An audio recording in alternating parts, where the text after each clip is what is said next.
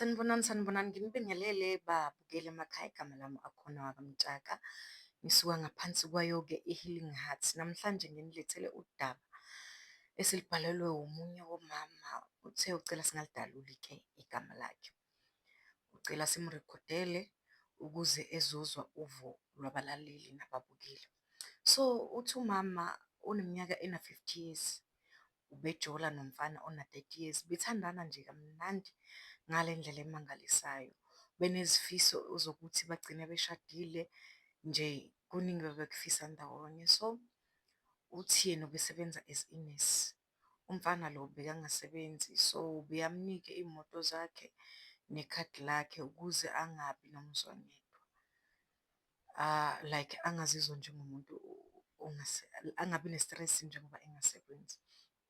Okay, uthi bathandana nje iside isikhathi, kuthe sebe-3 years bethandana kumnandi. Umfana behlezi esho ukuthi uney'fiso zokuthi ayovela kamama, manje inkinga amandla iwona abekade enganawo. So umama wase-decide ukuthini, akhiphe imali kweyakhe cause naye ubenazo ley'fiso, umfana akanazo. Wakhipha u-70,000 wasenikeza umfana ukuthi ahambe ayovela ngayo kubo, kahle kahle ayomlobola. Okay, waphinde wathenga namaringi wokuthi ngalo ilanga abazolobolana ngalo benze nama-engagement. Ya, bathenga nomfaniswano ofanayo ukuze bezobukeka phela bebahle ngosuku lwabo olubalulekile. Okay, uthi-ke lwafika lo suku olukhulu, lwafika usuku olukhulu lwamalobolo. Hhayi, kwashawa u-7 ekuseni, abakafiki abakamfana. Mekamfonela umama, efonela umfana lo, athi akakhululeke basendleleni. Okay, balinda-ke balungisa, bafaka amatende, bapheka ukudla, benzela abakhwenyana phela ukuthi bayeza, so yonke into kumele ibukeke ngohlelo.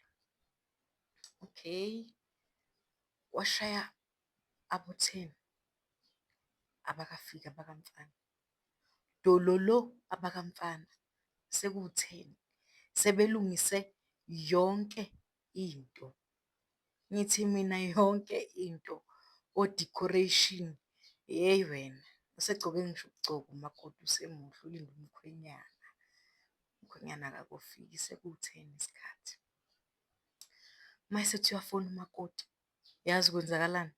Akasatholakali ubhuti efonini, akasatholakali efonini. Kuthi lapho-ke abanye baboda abahlekayo and nabomalume manje bambuza ukuthi kanti baphi abakhwenyana. Manje sakucala sabuya i-stress cause uyabona ukuthi ngathi ayisekho lento, abekho la bantu kahle kahle abasizi. Kuthiwa wagijima wabaleka-ke washona endlini ngoba seshawa amahloni like useyinhlekisa. Yazi-ke na abantu basizakala kanjani ngosizo lomuntu. Kuthiwa wangena endlini wadonsa ibhodlela walishayela ekhanda, waphuza. Walala wazumeka, uthi ngabo-9 waphaphama, wakhumbula ukuthi kambe ngenzekelwe umshophi okanje. Waqala-ke wafona futhi, wamthola-ke umyeni wakhe. Uthi mekambuza ukuthi why ungenza into ebuhlungu kanje? Yini ndaba ubukisa ngami? Like isivumelwano ungasigcini, ngicela ungibuyisele izinto zami, ungibuyisele imoto yami, ungibuyisele imali yami. Kuphelile bekusihlanganisile. Uthi waphendula umfana wathi, mina nawe akukho bekusihlanganisile. Wena wangibamba ngemali kuphela. Kahle kahle nje ayikho into ebengiyihlanganise nawe. Wena wangibamba ngemali. Hhayi, asemtshela nokuthi yena-ke usephuma kolobola ngale mali amnikeze yona. Uphuma kolobola usisi am-introduce-a kumama lo as usisi wakhe, kanti uma wey'ngane zakhe.